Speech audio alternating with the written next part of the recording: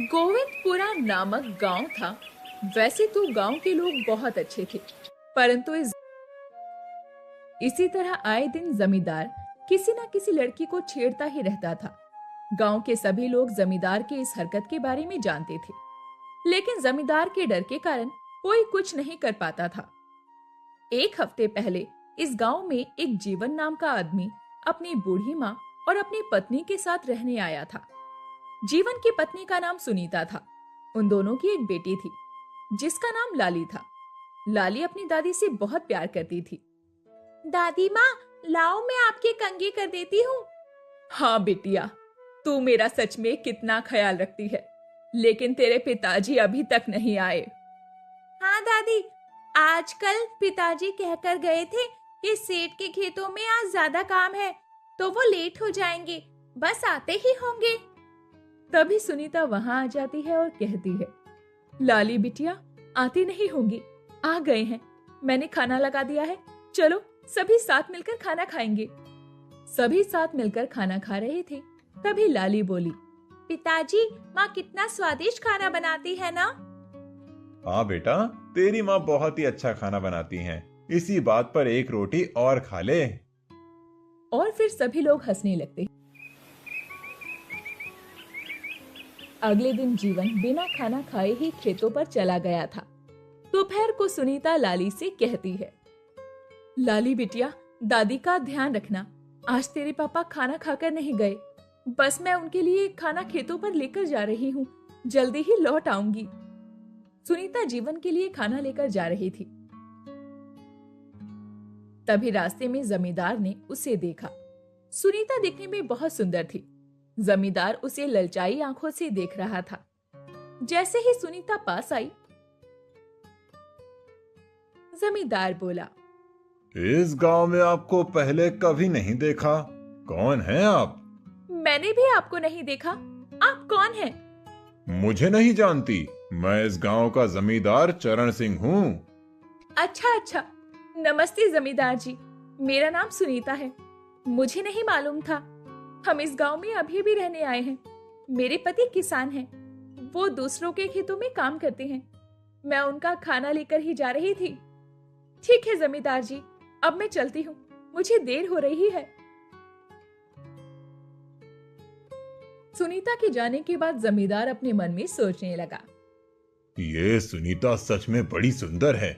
इसे किसी साधारण किसान की नहीं, बल्कि मेरी पत्नी होना चाहिए था।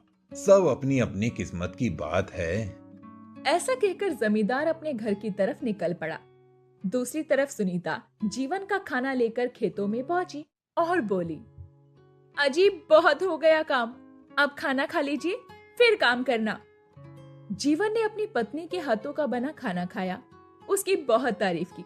दोनों ने हंस हंस कर बहुत बातें की। फिर सुनीता घर लौट आई। उन लोगों के जीवन में वैसे तो सब कुछ ठीक चल रहा था। फिर अचानक एक दिन की बात है, जीवन की माँ की तबीयत थोड़ी खराब हो गई और सुनीता बोली, सुनिए जी, माँ की तबीयत ठीक नहीं है, हमें उन्हें जल्दी ही डॉक्टर को दिखाना होगा। जीवन ये बात सुनकर थोड़ा सोच में पड़ गया। उसी सोच में डूबा देखकर सुनीता बोली, अजी, आप किस सोच में डूब गए? आप चिंता मत कीजिए, मैंने घर खर्च से थोड़े से पैसे बचा रखे हैं, उन्हीं से हम माँ जी का इलाज करवा लेते हैं। सुनीता की ये बात सुनकर जीवन खुश हो गया। फिर वो अपनी माँ को लेकर डॉक्टर के पास गया। डॉक्टर ने उन्हें एग्जामिन किया और बोला, देखिए जीवन जी, आपकी माँ को पेट में इन्फेक्शन है। मैं कुछ दवाइयाँ देता हूँ, अभी तो आप इसे ले लीजिए, लेकिन आपको आपकी माँ का इलाज लगातार करवाना पड़ेगा, वरना उनकी बीमारी बढ़ भी सकती है और उनकी जान को भी खतरा हो सकता है। ठीक है डॉक्टर साहब, आप अभी दवाइयाँ लिख दीजिए, मैं इनका लगातार इलाज करवाऊंगा। जीवन दवाइयाँ लेकर घर आ जाता है और जीवन की माँ कहती है, अरे बेटा, तुझे मेरे लिए इतना परेशान होने की क्या जरूरत है? मैं बुढ़िया आज हूँ, कल नहीं। आप कैसी बात करती हैं माँ? आपकी तबीयत हमारे लिए सबसे जरूरी है। हाँ बेटा, लेकिन मैं ये भी जानती हूँ कि तू बड़ी ही मेहनत करके कमा के लाता है और सिर्फ इतना ही कमाता है कि अपने घर का गुजारा ठीक ठाक चल जाए। अब मेरी दवाइयों के खर्चों का बोझ तू कहां से उठाएगा? तू चिंता मत कर माँ, मैं सब कर लूंगा। अच्छा, अब मैं खेतों पर जा रहा हूँ। ऐसा कहकर जीवन खेतों पर चला जाता है। दूसरी तरफ जमींदार सुनीता से मिलने का कोई बहाना ही ढूंढ रहा था। जैसे ही उसे पता चलता है कि जीवन की माँ की तबीयत खराब है, वो तबीयत पूछने के बहाने सुनीता के घर पर आ जाता है और कहता है, सुनीता, कैसी हो तुम? सुना है माँ जी की तबीयत खराब है। ठीक सुना है आपने जमींदार जी। देखो सुनीता, एक बात कहूँ, बुरा मत मानना। मैं जानता हूँ कि तुम्हारी माँ की तबीयत बहुत खराब है, इसीलिए तुम्हें पैसों की जरूरत है। जीवन वो पैसे लेकर चला जाता है। जमींदार एक कुटिल मुस्कान से जीवन को जाते हुए देख रहा था। जीवन घर आया और अपनी पत्नी को बोला, सुनीता, देखो मैं जमींदार से पैसे उधार ले आया हूँ। अब हम अपनी माँ का इलाज शहर में करवाएंगे और अच्छे डॉक्टर से करवाएंगे। इसके बाद जीवन अपनी माँ का इलाज शहर ले जाकर करवाता है। जीवन की माँ थोड़ी ठीक ठाक हो जाती है। वो लोग घर आ जाते हैं। फिर जीवन अगले दिन काम पर जाता है तो जीवन का सेठ उससे कहता है, देखो भाई जीवन, पिछले कुछ दिनों से तुम्हारे बहुत नाटक हैं और अभी तुम अपनी माँ का इलाज करवाने शहर गए थे और मुझे काम की बहुत जरूरत थी, इसीलिए मैंने दूसरे मजदूर रख लिए। अब मैं तुम्हें काम नहीं दे पाऊंगा। भाई, तुम अपने लिए कोई दूसरा काम ढूंढ लो। लेकिन सेठ जी, मैं तो आपको बताकर गया था, अगर मेरा जाना जरूरी नहीं होता तो मैं जाता भी नहीं। वो सब तो ठीक है, लेकिन मुझे भी अपना काम समय पर चाहिए होता है। तुम ऐसा करो, अभी तो तुम किसी और के पास काम ढूंढ लो। ठीक है सेठ जी। जीवन अपने घर आता है और अपनी पत्नी को सारी बात बताता है और कहता है, सुनीता, कल से मुझे नई जगह पर काम ढूंढना पड़ेगा। अजी, आप बुरा ना माने तो मैं आपसे एक बात कहूं? हाँ सुनीता, बोलो। अजी, मैं कह रही थी कि अभी हमारे घर के हालात थोड़े ठीक नहीं हैं और माँ जी की दवाइयों में भी बहुत पैसा लग रहा है, तो क्यों ना मैं भी कहीं काम कर लूं। आखिर मैं घर ही तो बैठी रहती हूँ, काम करूंगी तो 4 पैसे आएंगे। ठीक है सुनीता, लेकिन तुम काम क्या करोगी? मैंने गांव के 1-2 घरों में झाड़ू पोछे की बात की है। ठीक है सुनीता, तुम कर लो। अगले दिन से सुनीता भी झाड़ू पोछे का काम करने लगती है और जीवन को भी दूसरी जगह काम मिल जाता है। लेकिन वो दोनों मिलकर भी इतना नहीं कमा पा रहे थे कि माँ की दवाइयों का खर्च और घर के खर्च निकालने के बाद जमींदार का कर्ज उतार सके। ऐसे ही कुछ दिन बीत गए थे। एक दिन जमींदार आया और जीवन से बोला, अरे जीवन, अब मेरा कर्जा वापस कर दे। जमींदार जी, आपको तो पता ही है कि मेरे घर के हालात ठीक नहीं हैं। माँ जी की दवाइयों में काफी खर्चा हो जाता है और जैसे तैसे मेरा घर चल पाता है। मुझे थोड़ी मोहलत दे दीजिए, मैं आपका कर्जा उतार दूंगा। जीवन, पहले ही तुझे मैंने बहुत मोहलत दे रखी है। अब ला भाई, मुझे मेरा पैसा वापस कर दे। इससे ज्यादा और मोहलत मैं नहीं दे सकता। जमींदार जी, इस वक्त आपको वापस करने के लिए मेरे पास पैसे ही नहीं हैं। हाँ भाई, तू ठीक कहता है। आखिर तू कहाँ से लाएगा पैसे? लेकिन हाँ, कुछ तो करना ही पड़ेगा। सुना है कि तेरी बीवी पड़ोस में ही झाड़ू पोछा का काम करती है। तू ऐसा कर कि अपनी बीवी को मेरे घर झाड़ू पोछा और साफ सफाई के काम पर रखवा दे। इसी बहाने तेरा पैसा भी कट जाएगा और मेरा कर्जा भी उतर जाएगा। जीवन को नहीं मालूम था कि जमींदार की नीयत उसकी पत्नी पर खराब है, इसलिए जीवन ने हाँ कर दी और जमींदार वहां से चला गया। शाम को जब सुनीता घर आई तो जीवन ने उसे सारी बातें बताई और कहा, सुनीता, अगर हमने जमींदार का कर्जा वापस नहीं किया तो वो हमारा घर हथिया लेगा। इससे तो बेहतर है कि तुम उसी के घर पर कुछ समय काम कर लो। हम जल्दी ही पैसा इकट्ठा कर लेंगे और फिर कर्जा भी उतार देंगे। उसके बाद तुम वहां काम करना बंद कर देना। जीवन की बात सुनकर सुनीता मन ही मन सोचने लगी, अगर मैंने इन्हें सच्चाई बता दी तो ये मुझे जमींदार के यहाँ काम पर कभी नहीं भेजेंगे, लेकिन फिर हमारा कर्ज भी नहीं उतर पाएगा और जमींदार हमसे हमारा ये घर भी हथिया लेगा। इससे तो बेहतर है मैं कुछ दिन उसके घर पर काम कर लेती हूँ। और ऐसा सोचकर सुनीता अगले दिन जमींदार के यहाँ काम पर गई। जमींदार की पत्नी शोभा सुनीता को देखते ही बोली, अच्छा तो तुम सुनीता हो, तुम ही आज से हमारे घर में काम करने आई हो? जी मालकिन। साफ सफाई के सिवा खाना वाना बनाना भी तो आता है ना तुम्हें? जी मालकिन, मैं सब कर लूंगी। ठीक है, आज से ही काम पर लग जाओ और देखो हमारे यहाँ बहाना नहीं चलेगा, रोज काम पर आना पड़ेगा। अच्छा मालकिन, ठीक है। अब सुनीता जमींदार के यहाँ काम करने लगी। एक दिन सुनीता काम कर रही थी, तभी शोभा की एक सहेली शोभा से मिलने आई। शोभा ने सुनीता को आवाज दी, सुनीता, अरे ओ सुनीता, जल्दी से मेरी सहेली के लिए चाय और थोड़े बिस्किट वगैरह ले आ। जी मालकिन।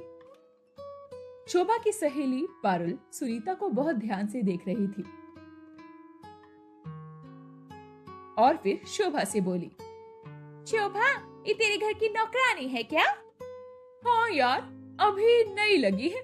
इसके पति ने मेरे पति से कर्ज लिया था, वो वापस नहीं कर पाया, इसलिए ये काम करके चुका रही है। वो तो ठीक है यार, लेकिन ये बहुत सुंदर है। इतनी सुंदर नौकरानी रखते हुए तुझे डर नहीं लगता? क्या मतलब है तेरा? मैं समझी नहीं। अरे इसमें ना समझने जैसा क्या है? पतियों की नजर का क्या भरोसा, और फिर तेरी नौकरानी तो बहुत सुंदर है, जरा ख्याल रखना। वे लोग बातें कर रहे थे कि तभी सुनीता वहाँ चाय और नाश्ता लेकर आ गई। लीजिए मालकिन चाय। ठीक है, तू यहाँ रख दे और जा यहाँ से। शाम को जमींदार जब घर आया तो सुनीता को देखकर बहुत खुश हो गया और वो शोभा से बोला, शोभा, सुनीता से ज्यादा काम मत करवाना, बेचारी अपने पति का कर्ज उतारने के लिए आई है। उसे ऐसा नहीं लगना चाहिए कि हम उससे ज्यादा ही काम करवा रहे हैं। जमींदार की बात सुनकर शोभा बोली, हाँ जी ठीक है, मैं उसका ख्याल रख लूंगी, आपको ज्यादा चिंता करने की जरूरत नहीं है। अगले दिन से शोभा सुनीता से बहुत चिढ़ने लगी और वो उससे बहुत बुरी तरह से बात करती थी। तुमसे जल्दी जल्दी काम नहीं होता क्या? तुम जानबूझकर रात तक काम करती हो ताकि तुम यहीं पर रह सको। अपनी झोपड़ी अच्छी नहीं लगती है क्या तुम्हें? कैसी बातें कर रही हैं मालकिन आप? काम ही इतना सारा होता है कि वो रात तक खत्म नहीं होता। ठीक है, अब ज्यादा मुंह मत चला, जल्दी जल्दी काम कर और अपने घर जा। और हाँ, जमींदार जी से ज्यादा बातें करने की कोशिश भी मत करना। शोभा ऐसा कहकर कमरे में चली गई। सुनीता को शोभा की ये बातें बहुत बुरी लगती थी, लेकिन आखिर वो कर भी क्या सकती थी, इसीलिए वो चुपचाप अपने काम में लग गई। ऐसे ही कुछ दिन बीत जाते हैं।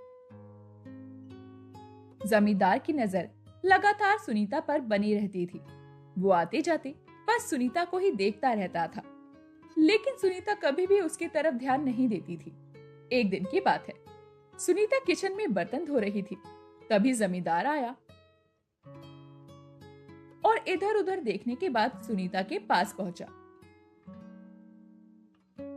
जमींदार उसका हाथ पकड़ते हुए बोला, सुनीता, तेरे हाथ बड़े खूबसूरत हैं। ये बर्तन मांजते हुए अच्छे नहीं लगते, पर क्या करूं, मेरी भी मजबूरी है। सुनीता गुस्से से अपना हाथ छुड़वाते हुए बोली, छोड़िए मेरा हाथ जमींदार जी, और आपको मुझसे फालतू बात करने का कोई अधिकार नहीं है। मैं सिर्फ यहाँ काम करने आती हूँ, मुझे अपना काम करने दीजिए और दूर रहिए मुझसे। सुनीता ऐसा बोल रही थी तो जमींदार की पत्नी शोभा सुनीता की आवाज सुनकर किचन में आई और बोली, सुनीता, क्या हो रहा है? तुम क्यों इतने जोर जोर से चिल्ला रही हो? मालकिन, वो मैं। इससे पहले कि सुनीता अपनी बात खत्म कर पाती, तभी जमींदार बोला, अरे शोभा, मैं इससे कह रहा हूँ कि मुझे एक कप चाय बना कर दे दे। लेकिन ये कह रही है कि बर्तन धोने के बाद ही देगी। बस यही बात है। शोभा को सुनीता पर पहले से शक हो चुका था, लेकिन फिर भी वो बात को टालते हुए बोली, आप जाइए, चाय मैं बनाकर ला देती हूँ। जमींदार वहां से चला गया। तब शोभा सुनीता से बोली, देख सुनीता, तेरी हरकतें मैं देख रही हूँ, जरा अपनी हरकतों को सुधार ले, वरना मुझसे बुरा कोई नहीं होगा। लेकिन मैम साहब, मैंने किया क्या है? मैं तो चुपचाप अपना काम कर रही थी। साहब ही मेरे पास आकर फालतू बातें कर रहे थे।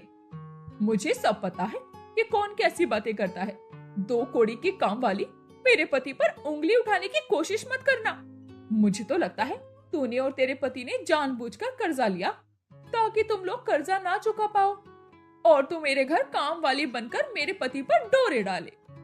शोभा की बात सुनकर सुनीता की आंखों में आंसू आ जाते हैं, लेकिन वो कर भी क्या सकती थी, इसलिए वो रोते हुए चुपचाप बर्तन धोने लगती है। ऐसे ही कुछ समय बीत जाता है। एक दिन शोभा बाजार गई हुई थी, तभी जमींदार सुनीता के पास आया और बोला, सुनीता, मुझे तुमसे कुछ बात करनी है। जमींदार जी, चले जाइए यहाँ से। मुझे आपसे कह रहे हैं, मुझे आपकी बात मान लेनी चाहिए। वैसे भी गरीबों को अमीरों की बात माननी ही पड़ती है। अरे वाह, तुम समझ गई। चलो ठीक है, देर से ही सही, तुम्हें बात तो समझ में आई। हाँ जमींदार जी, अपने घर के पीछे वाले बंगले में कल मेरा इंतजार करना। मैं कल दोपहर में वहां पहुंच जाऊंगी। सुनीता ऐसा कहकर अपने घर की ओर चली जाती है और जमींदार बहुत खुश होता है। अगले दिन जमींदार पीछे वाले घर में बैठा सुनीता का इंतजार कर रहा था। सुनीता आई और बोली, जमींदार जी, आपने मुझे बुलाया था ना, तो मैं आ गई। लेकिन पहले मुझे एक बात बताइए कि मुझसे पहले कितनी गरीब लड़कियों की मजबूरी का फायदा उठाकर आपने उन्हें यहाँ बुलाया है? बहुत सारी। तुमसे पहले पहलवान की बेटी विशाखा आई थी यहाँ, और उससे पहले नविता आई थी। अब जब आपने मुझे बता ही दिया है, तो ये भी बता दीजिए कि आप गांव वालों से उनकी जमीन के कागज कानूनी तरीके से हथियाते हैं या गैर कानूनी? ये सब काम कानूनी तरीके से नहीं होते, बल्कि गैर कानूनी तरीके से होते हैं। सुनीता इसी तरह जमींदार से सवाल करती गई और जमींदार अपने बारे में सारी बातें सुनीता को बताता गया। उसे ये नहीं पता था कि सुनीता की इसके पीछे क्या चाल थी। जब सारी बातें खत्म हो गई, तब सुनीता आवाज देकर बोली, मालकिन, अब आप अंदर आ सकती हैं।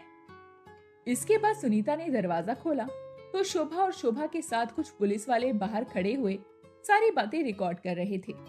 ये सब कुछ सुनकर शोभा की आंखों में अब आंसू आ गए थे। दरअसल सुनीता तो पहले ही पुलिस वालों के साथ साथ शोभा को भी फोन करके सारी बातें बता चुकी थी और उसे उसी समय पर वहां पर बुलाया था। फिर शोभा पुलिस वालों से बोली, इंस्पेक्टर साहब, ले जाइए मेरे पति को अरेस्ट करके, और इन्हें ऐसी सजा दीजिएगा कि फिर कभी कोई अपनी पत्नी के साथ धोखा ना कर सके। सुनीता शोभा की बातें सुनकर बोली, नहीं मालकिन, इसके लिए ये सजा भी कम है। इसके बाद सुनीता ने जमींदार का मुंह काला कर और फिर पुलिस के हवाले कर दिया। ये देखकर सुनीता की सास और उसकी बेटी और उसका पति भी बहुत खुश हुए।